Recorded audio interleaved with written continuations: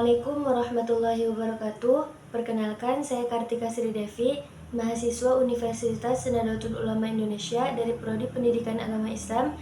Di sini saya akan memaparkan materi tentang tema kewajiban menuntut ilmu. Mari kita simak penjelasan berikut ini. Baik, sebenarnya apa sih yang dimaksud dengan ilmu?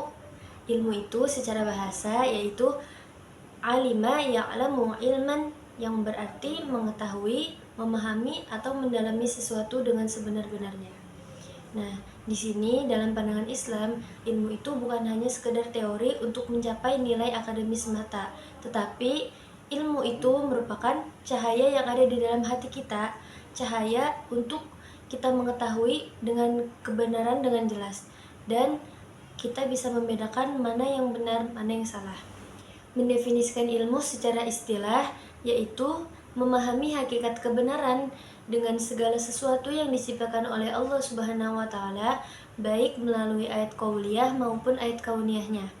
Jadi, bisa kita simpulkan dari pemahaman secara ilmu secara istilah maupun secara bahasa, ilmu ini merupakan instrumen utama kita dalam menuntun kita menuju kemuliaan, sekaligus menjadi pondasi kita sebelum kita melakukan amal perbuatan untuk beribadah kepada Allah Subhanahu wa taala. Landasan hukum paling utama untuk mengenai kemuliaan untuk menuntut ilmu di sini ditegaskan dalam Quran surah Al-Mujadalah ayat 11 yang berbunyi A'udzubillahi minasyaitonirrajim. Bismillahirrahmanirrahim. Yarfa'illahu alladhina amanu minkum walladhina utul ilma darajat. Allah akan mengangkat derajat orang-orang yang beriman di antaramu dan memberikan ilmu beberapa derajat. Jadi dalam Al-Quran surah Al-Mujadalah ini Allah menegaskan bahwa kita itu harus memiliki keimanan yang kokoh dengan berdampingan dengan ilmu pengetahuan.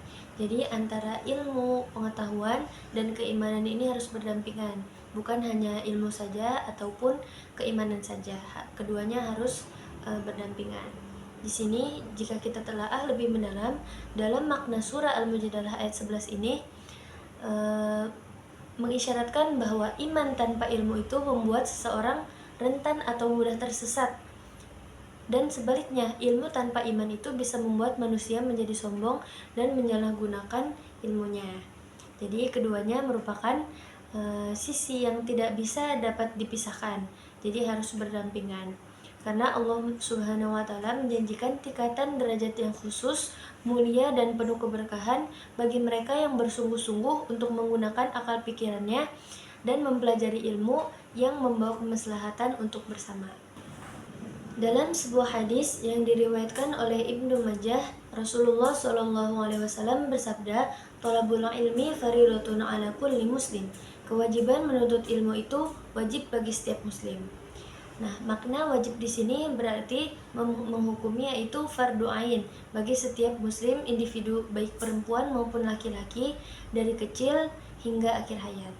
Kemudian selanjutnya di dalam kitab Ta'alimut Ta'alim karya Syekh Al-Zarnuji di sini dalam kitab tersebut dijelaskan bahwa keberhasilan sejati seorang murid yaitu tidak hanya diukur dari kecerdasan otaknya semata, namun melainkan sejauh mana ia mampu menjaga adab-adab dalam proses pembelajaran tersebut.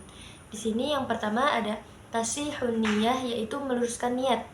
Jadi kita dalam menuntut ilmu kita harus meluruskan kembali niat kita untuk menuntut ilmu. Kemudian yang kedua ada ta'zimul ustad, yaitu menghormati guru.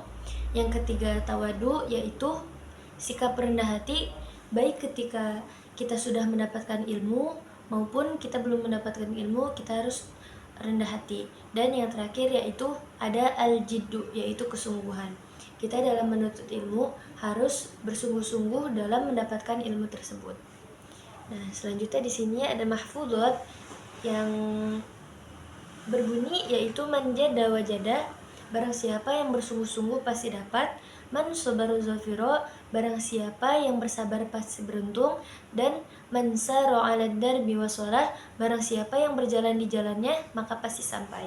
Nah, maksud dari manjada wajada di sini yaitu barang siapa yang bersungguh-sungguh pasti dapat, yaitu barang siapa yang bersungguh-sungguh dalam menuntut ilmu, dalam ingin mendapatkan ilmu, maka pasti akan dapat ilmu tersebut.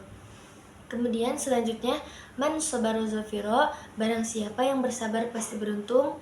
Jadi di dalam menuntut ilmu itu kita tidak bisa dalam waktu sehari, 1 bulan. Jadi dalam menuntut ilmu itu kita harus sabar, memerlukan waktu bertahun-tahun gitu. Barang siapa yang bersabar maka dia pasti akan beruntung. Dan man sara 'ala darbi wasalah, yaitu barang siapa yang berjalan di jalannya maka pasti sampai. Barang siapa yang berjalan di jalan Allah maka sampainya akan di jalan Allah. Namun barang siapa yang berjalan tidak di jalan Allah maka dia akan sampai ke jalan tersebut.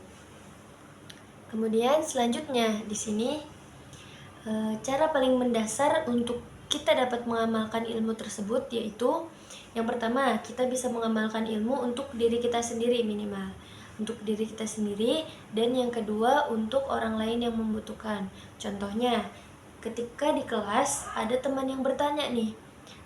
Nah, disitulah kita bisa mengamalkan ilmu tersebut. Jadi, cara paling mendasar untuk kita bisa mengamalkan ilmu itu untuk 2 hal tadi. Yang pertama untuk diri kita sendiri, dan yang kedua untuk orang yang membutuhkan.